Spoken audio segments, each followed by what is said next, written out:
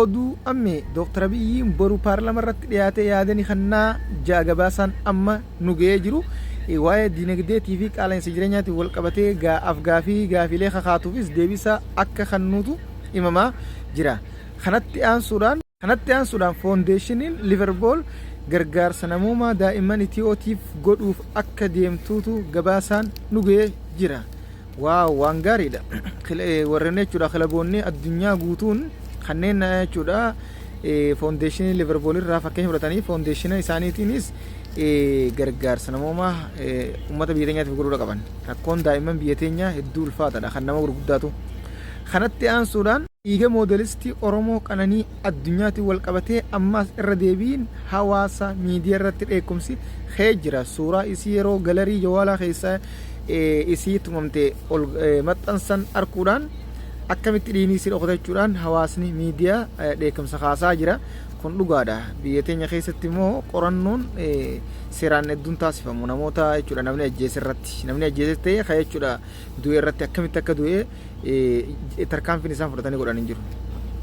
Kanaaf dhiiga isii rabbi haa baasu. Dhiinii nama kamiitu lafatti baduu hin qabu waan ta'eef dhugatti jechuudha seerri biyya teenyaa bakka tanaa hedduu laaffisaa jira. Bakka dhiiga namaa kanatti tarkaanfiin isaanii cimaa miti. Hojiin isaan dhiiga namaa baasuudhaaf hojjetan hedduu jechuudha.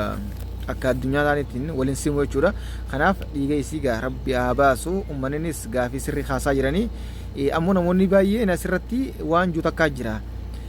Tasilaa kuttee ka jiru maaliif hidhuu barbaadanii dubbiin akkasii miti.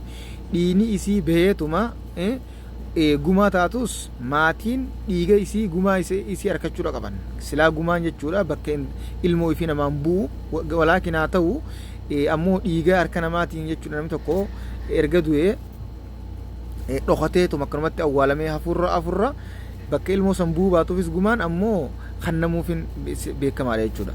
Kana akkasitti hubadhaadha isin yeroo matakkallee dhugaa wajjin dhaabbadha namni hundinuu dhugaa wajjin dhaabbachuu baay'ee gaariidha.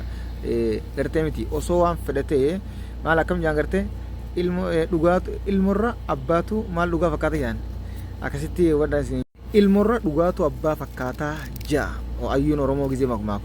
Kanatti aansuudhaan godinaalee Oromiyaa keessaa godina Harargeetii fi Arsiidhaa Walloon bishaan dhabuudhaan rooba dhabuudhaan midhaan facaafatan harkatti goggogee jira. Kan ammoo irra deddeebiidhaan sagalee taanaaf rabbiin haa roobuuf mootummaanis deeggarsa namoomaa kan barbaachisu mootummaanis haqa uummatarraa qaba uummannis haqa mootummaarraa qaba waan ta'eef akka jechuudha gargaarsa taasisuufii fi akka cinaa dhaabbatee furmaataas laaluu qabuuf asumaan dhaamsa dabarsinaaf.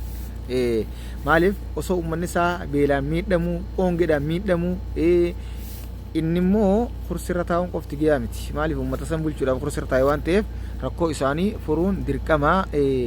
Asumaan dhaamsa dabarsinaaf uummata kanaaf waan barbaachisu furmaata akka namoomatti ilaalamuu qabuunis laalii fi karaa mootummaatiin jechuudha akka mootummattis waan godhamuu qabuuf godhiif asumaan jennaan. Kanatti aansuudhaan oduu biyya keessaa qabna kana fakkaataa karaa oduu biyyatti isin dabarsinamee jiddumaan sabskiraayib godha halaal eessa kuttan chaanaala kana dhiyeenya oofaan jirtanii nuti dabalamaa nuti oduu haaree qofata dhugaa qofatan takka hin jirre miidiyaalee Oromoo hunda dursinee isin biraan geenya ni beektanii jechuudha. Kana oduu biyyatti yoo isin dabarsinu Ameerikaa kutaa Kaalifoorniyaa keessatti warshaan guddaan naannoo saniif murteessaa ta'e balaa ibiddaatiin gubachuun gabaafamee jira. Waaw kunis waan gaariidha. Haa ta'u garuu jireenya hawaasaatis ta'u kan warshaan guddicha kan mootummaati. Hanga Tiraambii biyya jeequmsa jeeqaa jiru kana dhiisutti miidhayaanii diinagdeen isaanii kufaatiinis ittuma fufaa jechuudha. Kanatti aansuudhaan Soomaaliyaa keessatti jechuudha xiyyaara ganama kana helikooftara kan waraanaa ni gubatee balaa ibiddaatiin gubachaa jira jeesni maxxansee gara fuula feesbuukaatiin jechuudha. Xiyyaarichi waraanaa guddicha helikooftari gubate suni kan Yugaandaa ta'uutu gabaafamaa jira. Xiyyaara Yugaandaa dirree jechuudha idil addunyaa Soomaaliyaa Maqdishoo keessatti balaa ibiddaatiin gubate. Ammoo balaan kun maaliin akka raawwatame hanga ammatti qorannoon taasifamaa jirus wanti mirkanaa'ee hin jiru. Ammoo shakkiin booddeen Alshabaabii dho'eenis waan jechuudhaaf hin qabne fakkaata. Hundaafuu ammatti adda hin baane qorannoon taasifamaati jira. Xiyyaarri helikooftara waraanaa guddichi Yugaandaa Soomaaliyaa keessatti gubatee jira. kanatti aansuudhaan hospitaala Soomaaliyaa Moqdishoo guddaa keessatti dhukkubsataan tokko sirra taa'eetuma walleen akkuma irra haamtetti wallisuu eegale daansii wallee wajjin itti fufe. Kun ammoo ajandaa miidiyaa Soomaalii ta'eeti jira. Dhukkubsataan dhukkubaaf wallaansa barbaadaaf sirra ciisu akkamiin daansii yoo daansii sirra ciisee taphataa jechuudhaan ajaa'iba taatee jirti jechuudha. Ijoo miidiyaa Soomaalota ta'ee jira. Gara addunyaatti zabruu danda'e wanni tun. kanatti aansuudhaan mootummaan Indunuusiyaa marii yookaan waltajjii dhiyeenya Suudiitti taa'amuu deemtu irratti hirmaachuudhaaf Suudii seenaniiti jiran yeroo Jidda seenanitti masaraa mootummaa Salmaan yeroo seenanitti simannaan Owaan Amiir Mohammed bin Salmaaniin taasifameefiti jira. Maasha Allah Indunuusiyaan biyya akka addunyaatti masgidonni keessatti hedduminaan sadarkaa tokko fareeru akkasitti wadha isin wachiisumaa fi warran beene qabeehu yaadachiisaa kan beenes akka baratan jechuudha isi yaadachiisa maasha Allah simannaan waan taasifamee jira jechuudha. Kanatti aansuudhaan dhaabbanni namooma idil addunyaa gaazexeessota ciccimoo yeroo hammaataa rakkoo jechuudha wal waraansa keessattuu Israa'elii fi Gaazaa uummata Hamaas gidduutti taasifamaa yeroo kan Gaazaa keessatti namoonni hedduun dhume isaan keessa gabaasaa ture hojii gaarii hojjechaa ture badhaasa gurguddaa kannaniifi jiran guyyaa har'aan tana kun dhugatti namoomaadha badhaasa kun badhaasummaa namummaa osoo hin taane badhaasni namaa hangana badhaafamanis kan ammoo rabbiitutu irra guddaadha jechuudha.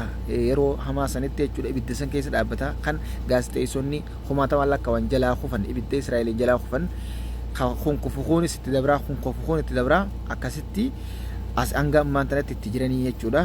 Kanaaf warroota jiraniif badhaasni akka gaariitti injifannoo bareedaa argamsiiftanii jechuudhaan badhaafamaniiti jiran. Waaw maashaallah kunis waan bareeda. Kanatti aansuudhaan Kooriyaa Kaabaa keessatti roobootiin osoo hojjechaa jirtu hojiin itti ulfaachuurraa kan ka'e of ajjeefte. Kanammoo miidiyaa biyyattiitu gabaasaa jira yeroo isiin shokkotiif qabdee matatti if lakkooytuutu suurichaan agarsiifameeti jira.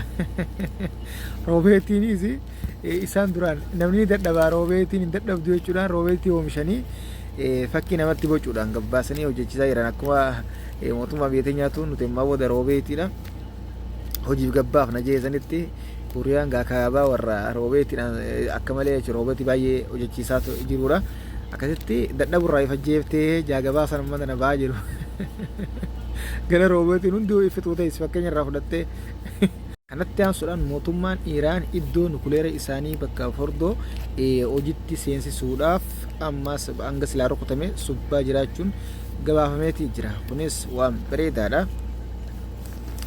Kun cuunfaa oduu guyyaa har'aan tanaati. Oduun har'aa kana fakkaata kan biraatiin angola deemutti sherruutu waan facaasaa kan isin odeessu oduu ammeeti oduulee guyyaa guyyaan haaree qofaan isin biraan ge'a. Akkuma beekamu gaa oduu takka tasubaa keessa hin buusu ammoo namoonni haareen gama chaanala kanaa dhuftan saabskiraayib godha. Chaanala kanaas gaa guddisaadhaan isiniin jaa galatoomaa hirmaannaan keessatti hedduu namatti tola.